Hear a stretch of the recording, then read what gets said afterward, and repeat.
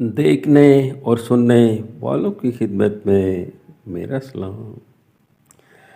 حضرت آسم ایک شگانہ روزگار اور جلیل القدر شیخ گزرے ہیں۔ آپ بھی خراسان کے ممتاز ترین شیوخ میں تھے۔ عبادت و ریاضت اور صدق و عطا میں عظیم المثال تھے۔ جب سے ہوش سنبھالا اس وقت سے لے کر آخر زندگی تک ایک لمحہ بھی ایسا نہیں گزرا کہ آپ مباحثہ نفس اور مراقبہ قلب سے غافل رہے ہوں۔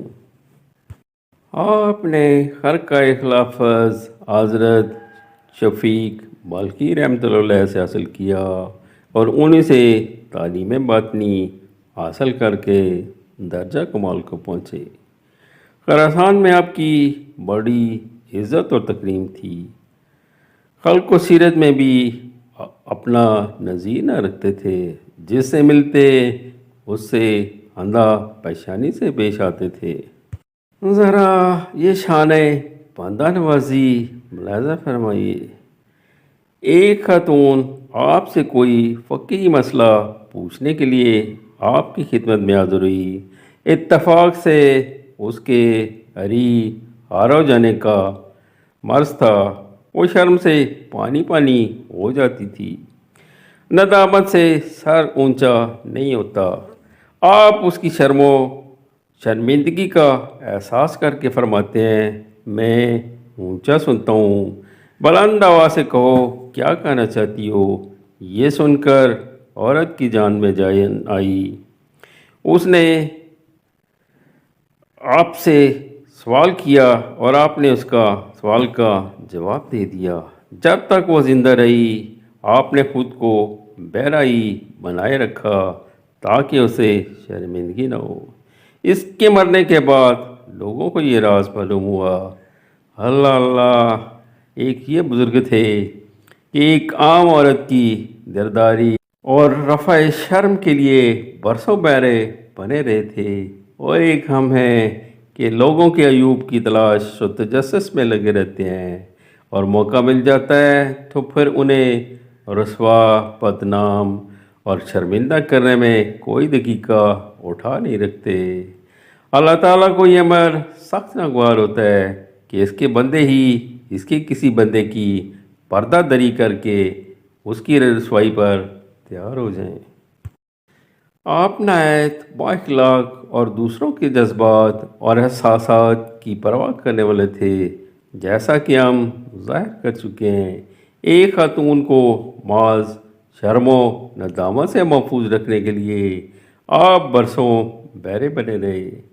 غصہ بھی آپ کو کبھی نہ آتا تھا۔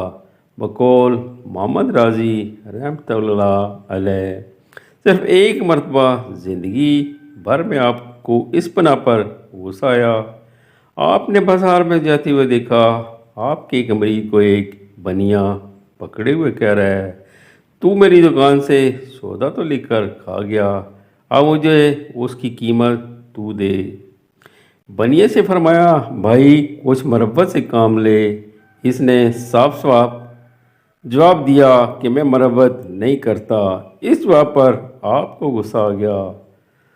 دوش مبارک سے چادر اٹھا کر زمین پر دے ماری تو وہ راستہ سیم و زر سے اور روپے پیسوں سے پٹ گیا۔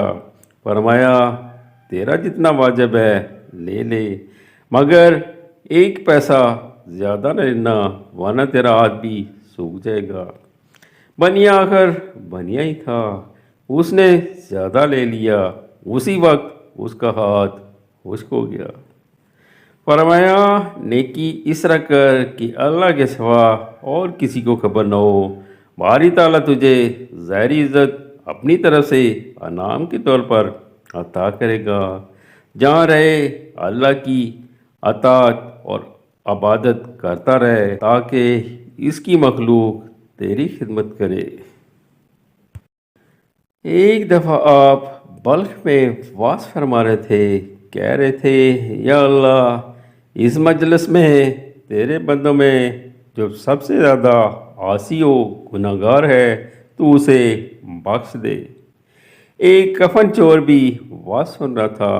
اسی شب کو اس نے قبرستان میں پہنچ کر کفن چرانے کے لیے ایک قبر کھودی۔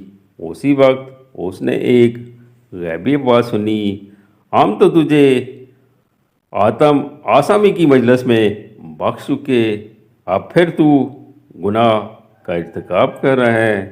یہ سنتے ہی چور کے دل کی دنیا بدل گئی، توبہ کی اور آ کر آپ کا مرید ہو گیا۔ ایک روز مریدوں سے فرمایا، اتنی مدت ہو گئی، کوئی تو میں سے شائستگی کے رتبے کو بھی پہنچا؟ بولے، فلاں مرید نے بہت سے جہاد کیے ہیں۔ فرمایا، وہ تو غازی ہو گیا۔ بولے، فلاں مرید نے اس قدر مال خیرات کیا۔ فرمایا، وہ فیاض ہے۔ بولے، فلاں مرید نے اتنے حج کیے۔ فرمایا، وہ حاجی ہے۔ مجھے تو شائستہ اور لائق مریدوں کی ضرورت ہے۔ فرمایا، دیکھو، شائستہ اور لائق مرید وہ ہے جو اللہ سے ڈرے اور اس کے سوا کسی پر بھروسہ نہ رکھے۔ ایک شخص کہیں سفر کو جا رہا تھا۔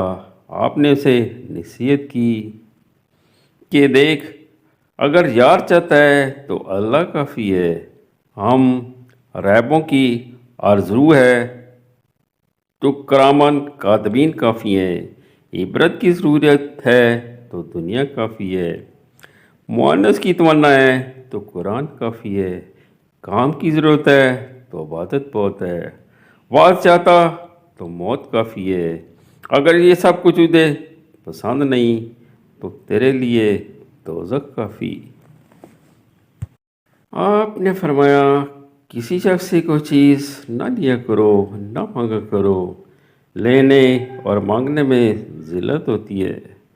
حضرت آدم رحمۃ اللہ علیہ کی یہ تمام نصائح اور تعلیمات اس قابل ہے کہ انہیں بار بار سنیں اور پڑھے، دل نشین کر لیں اور کبھی نہ بھولیں۔ آپ نے خلیفہ وقت سے بھی صاف کہہ دیا تھا کہ تو نے ایک تھوڑی سی شے کے لیے احکام الہی کو بلا رکھا ہے، کیا تجھے علم نہیں؟